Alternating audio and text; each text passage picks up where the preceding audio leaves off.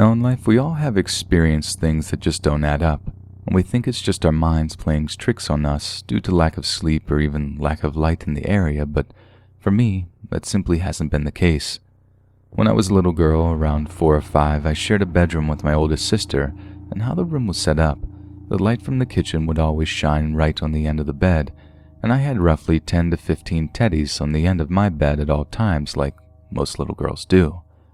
For most little girls, it's a comforting fact knowing your teddies are right there to keep you safe from nightmares and to hold them if you were to get cold, sad, or even a little scared. But I was terrified of my teddies for the longest time, during the hours of the night and only the hours of the night.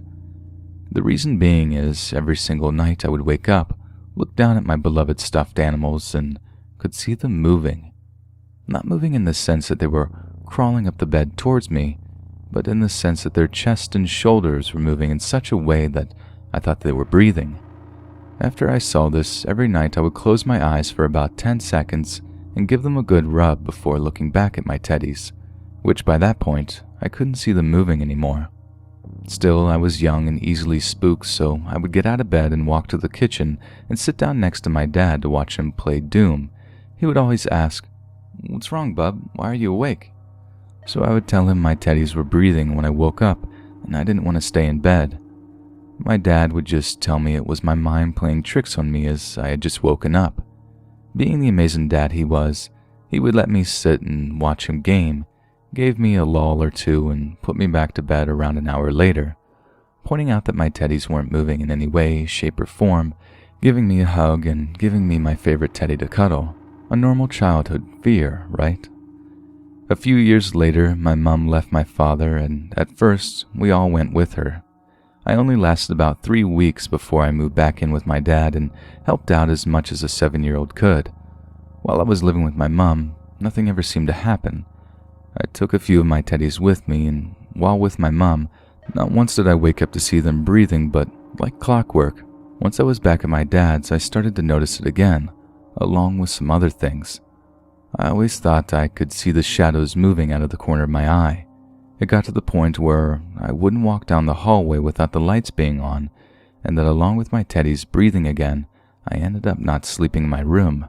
I couldn't sleep in the dark because I felt like I was being watched. Once again, being scared of the dark is another childhood fear, but it wasn't the dark that I was afraid of. It was what was moving around in it, what was watching me from it. So I moved my mattress into the living room and slept there, where my father was up all night and watched the TV with the light on. It felt safe, and it was safe. Later on down the track, one of my sisters also moved back to my dad's house. She only lasted 2 months in her bedroom before moving her mattress into the living room and sleeping there, where my dad was all night with the lights on. My sister is 3 years older than me. She was 10 and she was too scared to sleep in her bedroom because of what was in the dark. Our father kept telling us that there was nothing in the dark and that the house was completely safe, and I started to believe him until one day. One day in the middle of winter, I told my dad I was going to go take a bath and asked him to leave all the lights on. But when I got to the bathroom, it was just too cold, so I turned around and walked back to the living room where I heard my sister and father talking about what had happened to my sister and why she shouldn't sleep in her room any longer. Something had pulled her hair and wouldn't stop poking her face. It wouldn't leave her alone. But that's what I heard her saying, and my father's response gave me chills. If you just ignore them, they'll go away, and if they don't, just tell them to leave you alone. Being scared of them is what allows them to be able to reach you. I just stood in the hallway before opening the door and going to my mattress, just telling my dad it was too cold for a bath and I just wanted to go to sleep. I didn't sleep for 2 days. I was terrified. My sister and I both slept in the living room for over 6 months before going back to our respective rooms. Once I was back in my room, I would wake up because something was pulling my hair, but I chose to ignore it, just like I heard my father say, and it worked after a few weeks. I was actually sleeping through the night without anything happening. My teddies weren't even breathing anymore the times I did wake up. It was a really good few weeks. Then one night, at around 2 a.m., I was woken up by my sister screaming and crying. My dad rushed to her room, his gun in his hand, thinking someone had broken in. As he went past my room, He told me to stay still and stay quiet, our guard dog in tow behind him. He wasn't barking or going off the way he did when someone was in our yard or anything, so I didn't know what was going on. A few minutes passed, and my sister walked down past my room, tears streaming down her face. The whole left side of her face was red and swollen. Shortly after, my father got us both and what we needed to sleep in the living room. Neither one of them were talking about it, so I asked what happened. My sister turned to look at me and said, "It punched me. It knocked me out of the bed. I thought someone came in through my window, but nobody was there." At this point, our dad told us no more talking and to go to sleep. He would explain in the morning. Neither one of us slept. My sister cried on and off through the night, our dog taking turns at sleeping next to us and going through the house as he did every night to make sure we were safe. It felt like a year had passed before the sun came up, but once it did, my sister and I nodded off because we felt safe and we were woken up to hungry jacks in bed. Our dad waited till we were asleep, drove 40 minutes to get us breakfast wraps, and woke us up when we got home, and that's when he told us about what happened to him as a teenager. I used to get thrown around my room at night. It started small. I saw things on the shelf in my room moving when I was just a little kid. Then something started pulling my hair. And by the time I was 16, it was strong enough to throw me against the wall, to the point my parents thought I was punching holes in them. Once I joined the army, it stopped. I simply wasn't afraid anymore. I told them to screw off, and they never bothered me again. My sister and I were confused, but we tried our best not to be afraid anymore, or to pay the little things any attention. When I was 9, something happened. It wasn't scary, and it wasn't something trying to hurt me. I was just sitting on the couch with my dad when our dog started barking and going off at the window right next to where I was sitting. Dad just told him to be quiet, but I looked over and saw my great Pop just standing there, a faint smile on his lips. I was like, "Dad, Pop's outside." My dad was confused, but came over to the window. By that time, Pop was gone and our dog had stopped barking. An hour later, my mom called to tell me that her Pop had passed away within the last hour and that she was going to have him come get me for his funeral within the next few days. I was so confused because I had just seen him outside the window. I didn't understand in the slightest. Once my mom was off the phone, my dad just looked at me for a minute and said, "He came to say goodbye to you. You can see through the veil." He went on to tell me that some people are more sensitive to spirits trying to communicate, and some people just see shadows and others don't hear or see anything. Oh, and that it's not just good spirits out there. He was hoping none of his kids would ever have to hear or see anything, but we did. It was all smooth sailing until I was 11. My other sister moved back to my dad's and we were sharing a room again. I felt safer having her there, but she didn't know about anything that happened in the past, so when something started pulling her hair and poking her face, it freaked her out. She kept it to herself, but I noticed her getting jumpy whenever she heard something when walking through the hallway or whenever the lights flickered. She quickly wouldn't sleep in the dark. She used all of her birthday money to buy a lamp which she kept on all night, every night. I was honestly waiting for her to ask Dad or my sister and I about it, but she didn't. A few months later, I was cooking dinner and called out for my sister to come help by getting the plates out. Her and I were joking around and laughing as she came down the hallway.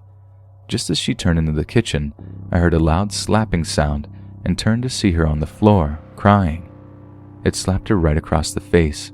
Her cheek had a massive red handprint on it. I called out for Dad and he had to tell her everything.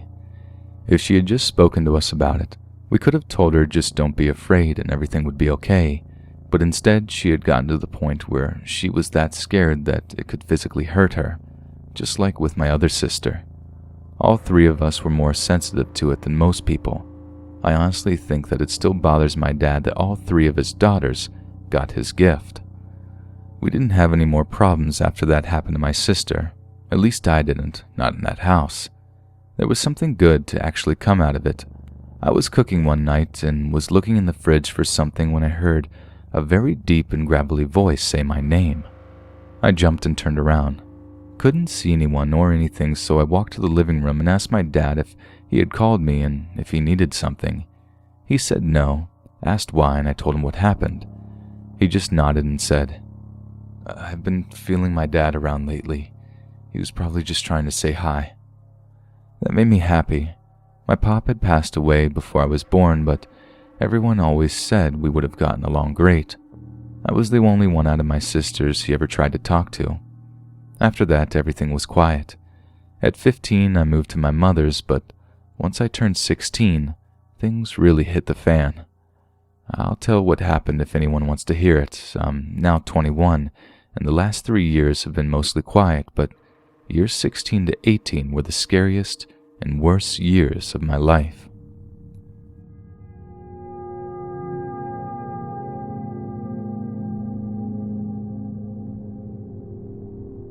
Part 2. In my last post, I left a few things out simply because they weren't important to what I was telling, but now that I'm telling the rest of the story, I'm going to fill in some of the spaces in the timeline. Now, the first very small detail is this. Since my sister and I were born, if a picture of us was taken in our father's house, there would always be a faint white line through it, off to the side of us, or a small shadow in the same area. A few pictures even had an outline of something standing next to us or behind us. My mother always thought it was just the film, which is completely understandable. I would upload some of them, but I live with my mother now, and my father's over 2 hours away, and that's where the pictures are. Plus, they are probably all ruined due to all the floods at my dad's place, which happens several times a year, and things always get ruined. The other main but little detail, which will hopefully help the second half of the story make more sense, is a little bit different. When I was either 12 or 13, I was visiting my mother. Her and my aunt were having a paranormal party. Kind of like a candle party, but instead of someone selling all different candles, there was a psychic who was paid by my mother and aunt to do readings for everyone who was there. Well, everyone who had someone on the other side who was either strong enough to communicate or willing to communicate, as some spirits rather be left at peace. My mother and auntie were hoping to hear from my grandmother. They just wanted to know she was okay and happy. In my mother's eyes, I was too young to be a part of it, so she asked me to stay in my cousin's room and to play video games until the readings and whatnot were complete.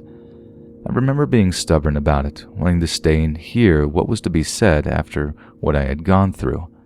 I wanted to know if the thing that had been bothering my sister and I would communicate with me and tell me why, but I couldn't tell my mother that, as she knew nothing about it, so I didn't want to get in the way and was sent to play video games. After it was over, I was allowed out of the room and allowed to have some snacks and drinks with everyone else. The psychic was still there, but I didn't go near her as what she was paid for was over, but that didn't stop her from coming over to me. She spent about 15 minutes glancing over at me before asking my mother who I was. My mom just said, "That's my daughter. Would you like to meet her?" She said yes, and walked over to me with my mother. "Hello, my name is Sam. What's your name?" I was a shy kid, so my mother gave her my name and said it was okay to me and I wasn't going to get in trouble for speaking to her. I still kept quiet. Anxiety is annoying like that. Sam then turned to look at my mother and asked her if she knew any people by 4 different names. My mother nodded and said, "That's my mother's name, my nan's name, and my great-aunt's name, but I don't know anyone by the last name. Why?" Sam didn't say anything for a minute or two before saying, "I understand." She wasn't talking to me or my mother. She was talking to a spirit, but we didn't know that my mother asked what she understood. What Sam said next, I don't think I'm ever going to forget because I didn't really believe it. The only reason I believed it in the slightest was because she knew 3 of my dead family members' names, 2 of which I never knew. "I'm sorry, I wasn't speaking to you. I was speaking to the spirit of a young boy who's clinging to your daughter. I didn't understand how he fit into things as the other 3 spirits clinging to her are family and he isn't." It took my mother a few seconds to say anything.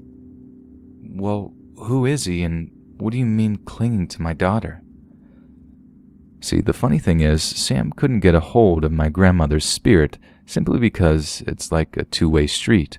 Sam calls out to them and either they answer or they don't. My grandmother didn't answer because she was already there. She was with me, and if I had been allowed out there, Sam would have picked up on it, though my grandmother still wasn't communicating with her. She was too weak as she was protecting me along with 3 others. She was using all her energy just to stick with me, and I still to this day feel so guilty about it. She should have been at peace, waiting for her husband and family to someday join her, but instead she stayed.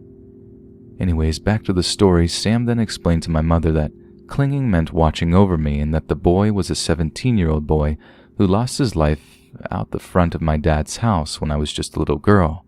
He was going to move on, but apparently he sensed darkness in our house and saw it hovering around me, and apparently saw 2 other spirits hovering around me as well, keeping me safe, so he joined them. For no other reason than I was a little girl who had evil looming over her. She went to say that most people don't even have one spirit watching over them, and it was very rare to have more than one. She had never seen someone with 4 spirits watching over their soul, keeping it safe. Sam continued to explain that she closed the part of her mind that allowed her to see harmful spirits years ago, as it carried too many risks, and that she didn't know what they were keeping me safe from. And then she apologized to my mother because she wasn't going to go reaching out for it to find out what it was and what it wanted with me. Now that it's explained that I weirdly have 4 spirits watching over me, well 3 now, I can tell you what happened when I turned 16. So I've been living with my mom for 3 months when I turned 16, and we moved into a bigger rental place to fit my mother, my sister, and I. Everything was really good. I finally had a bedroom to myself and didn't live in the middle of the bush, which took 20 minutes to get anywhere via car, and I thought I left all the weird stuff behind and that my life was finally moving forward and away from everything of my childhood.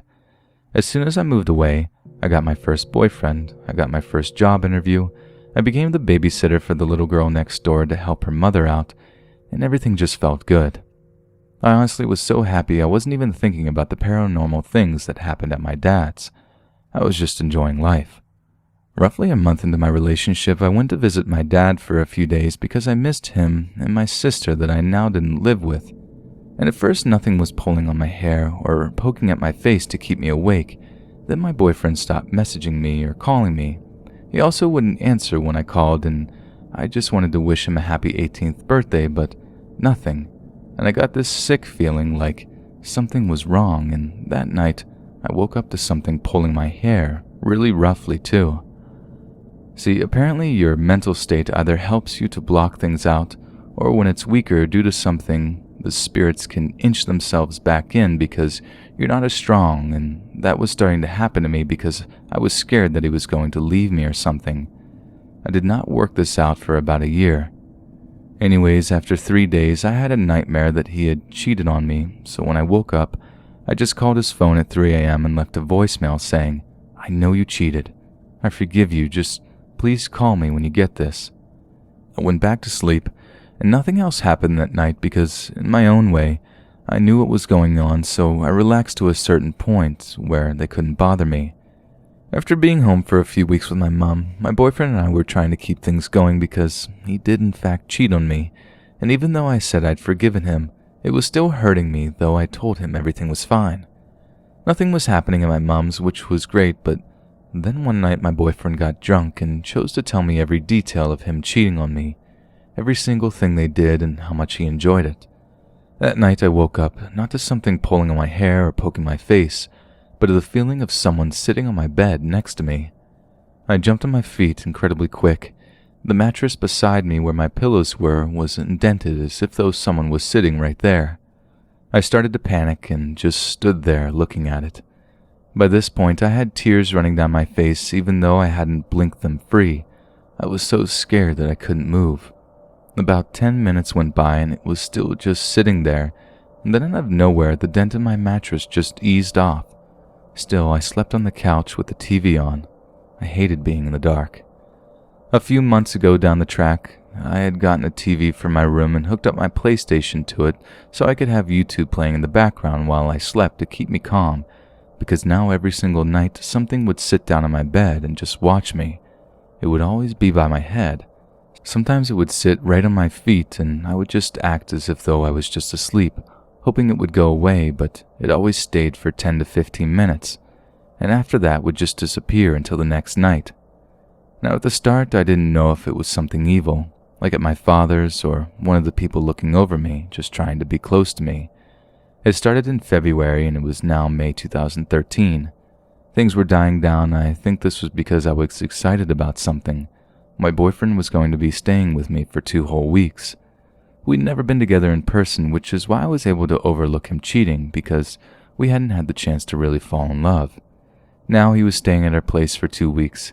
He wasn't allowed to share my bed, which was fair as I was 16 and he was 18, but we did get left alone during the day for about 5 hours, and being normal teenagers, we got up to stuff we shouldn't have.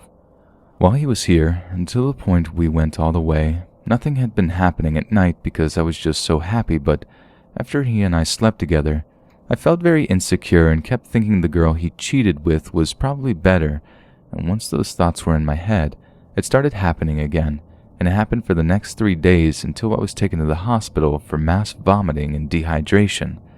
When I was sick in the hospital, nothing really bothered me. I just wanted to get home and spend the last few days with my partner. I wasn't focusing on the negatives, just about getting home. I need to tell this part even though it's not about what's going on paranormally. Now, the night I was allowed to go home, about 5 days into being at the hospital, my doctor came into my room while my mother and boyfriend were out getting some air or something to drink, and he sat down on the end of the bed and said, "I ran one last test, and after seeing the results, we can send you home." I looked at him a little puzzled because he hadn't told me what test it was or the results. He just sat for a minute before continuing to talk. "Does your mother know you're having sex?" I felt a little upset and a little scared and really annoyed and just let the words flood out. "Do I have an STD? Did he give me an STD? We only did it once." My doctor chuckled and quickly apologized for it before saying, "No, you don't have an STD, but you're pregnant. It's very early, your hormones have barely changed, but it's why you're so sick. It's not common that women will start showing early pregnancy signs only a few days after conceiving, and I think that's what's happening here. I'm not going to tell your mother, but you should. I'll get the paperwork ready to send you home." I didn't tell anyone for 3 weeks, and it wasn't my boyfriend or my mother. It was my father. I had gone to visit him, and I was so sick that he wanted to take me to the hospital, and that's when I said, "Dad, I think I'm pregnant." He was very disappointed, but he went to the store and bought 3 different types of home pregnancy tests, and each one of them came up positive. I think it was the next day I called my boyfriend and told him. He wanted me to have an abortion, but that's just not who I am, and it started fights, and we fought for the next 3 weeks. Now I was in bed at the end of those 3, and I woke up too, not something sitting on my bed or pulling my hair, but to quite a lot of blood. I walked myself to the hospital that day, and they took some blood and gave me an ultrasound. I had lost my baby, and I couldn't tell anyone apart from my father and my boyfriend, but both were okay with the outcome. Now it was mid-July. I was an absolute mess, and I had to hide it from my mother and sister, but there was no hiding it from whatever it was clinging to me. Every night it would appear and sit on my bed multiple times, sometimes for up to an hour. Small but weird things started to happen around the whole house. Once my mother was walking through the hall and walked through something. She asked both my sister and I if we knew what it was, but we didn't. It smelled like rotting eggs. It was like a brown, translucent, gelatinous substance. It was trailed throughout the hallway, but the biggest amount was right under the manhole. The smell was so sickening. I cleaned it up. I thought that was it, even though I didn't know what it was, but then I'd say about a week later I was getting some pots out to cook dinner, and this disgusting substance was through everything in the cupboard. My family and I didn't know what was going on, but we dealt with it as it continued to happen. September 2013, it was about a week after my boyfriend left me when things really hit the fan. I was asleep in my room and something crashed in my face so hard, when I woke up from it I was crying without knowing why. I didn't know what had hit me or fell on me, so I got up and walked over to my light, tripping over something several times before reaching it and turning it on. I was shocked by what I saw. My cupboard doors were wide open. Every single thing that was in them was flung across the room. All my teddies, my clothes, every single thing I owned. There was only one thing still in my cupboard. A box that contained my grandmother's veil. My mother had given it to me when I moved in with her. knowing Grandma was watching over me. She thought it would make her happy if I were to have it. It was the only thing left untouched, as if it couldn't touch it. I was left with a black eye and a bloody nose from my jewelry box striking my face. I remember that I just sat down on my bed and took a couple of deep breaths, trying my hardest not to break down before calling my dad and told him what happened. This is what he said. "Bub, you need to get the house blessed. Look for someone in your area who will investigate it and get what they need to bless the house." I spent the rest of the night cleaning up my room and caught my mom as she was leaving for work to tell her what had happened and what Dad had told me. My mother kind of knew something was going on because something had been pulling her hair in her sleep, but she didn't believe getting the house blessed would do anything, so she told me to simply ignore it. As it turns out, my sister was getting her hair pulled and having her face poked again. Both my older sister and Dad told me that when they would come to visit, their hair would get pulled or something would sit down on their beds. Everyone thought that something was going on, but weren't talking about it until I told them what happened in my room. February 2014, my mother and sister were out of town for 2 weeks for my sister's 21st. I was fine with being alone. Much of the same had been happening.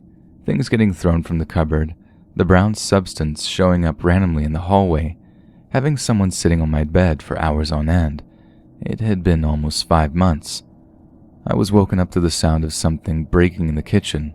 I thought someone had broke in, so before leaving my room, I called 000 to get the cops on the line, and I remember being asked to look outside my bedroom quickly to see if I could see anything about the person or people in my house.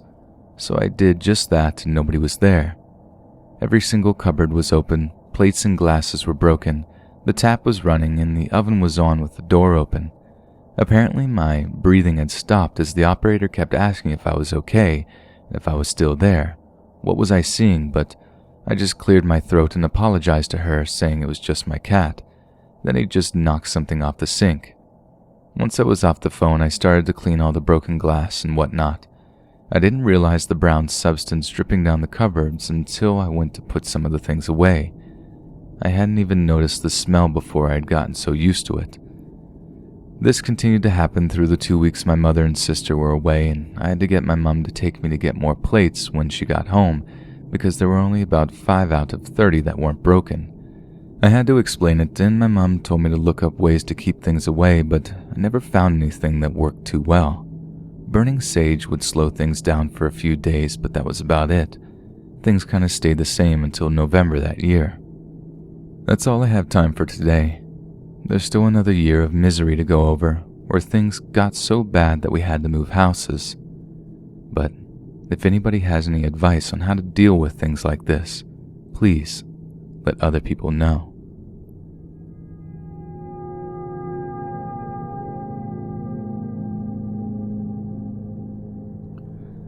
I lived in my flat, apartment for our American friends for about 4 years. My other half has lived here for 2.5 of those years. The other half is into witchcraft, mostly for protection and divination purposes, and since he's moved in, weird things have been happening in the flat. Nothing too scary. Things getting knocked off the wall in the middle of the night. You'll see someone walk past the doorway, but when you check, everyone is in their rooms. The punch bag will start swinging when there's nobody near it. We periodically cleanse the flat, but it never seems to have much effect other than slightly lessening the weird vibe my other half says he feels here. So nothing really scary, just a few creepy occurrences every now and then. Until a few weeks ago, when I woke up at around 3 a.m. and the bedroom door was rattling, as though a strong breeze was rolling through the house, except all the windows were closed. I thought maybe it was the cat, but I didn't get much chance to check as my son woke up and the rattling stopped. I gave him a bottle, go back to bed, and as I was setting back to sleep, it began again. I thought about opening the door so I could pretend it was just the wind, and suddenly it ramped up. Now it sounded like someone was trying to open the door, but they couldn't figure out how to turn the handle, so instead they were just violently shaking the door.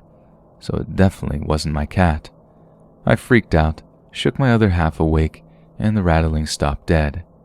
He didn't hear it, had no idea what I was talking about, but stayed awake to keep watch while I went back to sleep. We got his brother, another witch, in to do more powerful cleansing, which seems to have worked because nothing creepy has happened since. I'm hoping it stays that way, but my other half has a history of stuff like this, so I'm not going to hold my breath.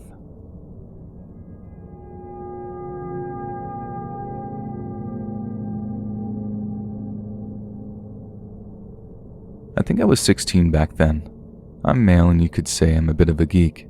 I would write short, scary stories and let my classmates read for fun and see what they think. I live in the Philippines in a very small town back in the province. We were renting a small ancestral Chinese house from an old, very old Chinese couple who owned a commercial building just beside the house. The couple, they're gonna be a whole nother story. The house's first floor was closed up and was made into a makeshift garage, so we lived on the second floor. Everything was there, the bath, the kitchen, etc. It was, you could say, a very normal night, nothing special. Me and my family had dinner, watched a little TV for a couple of hours and called it a night. I tucked myself to bed and drifted off to sleep right away. Now all the lights are off. The only light coming through our house is the light from the lampposts outside, which would come from the living room to my room. So when you're in my room and the lights are off, you can only see shadows and shapes and from little to no color at all. I hope you can picture it out. Our doors are not the usual doors.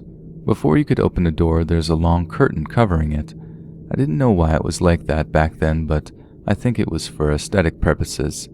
Now, everyone who knows me knows that I hate it when my door is left open. I always want it closed so that I'm not disturbed when I'm writing or anything. My room is my sanctuary.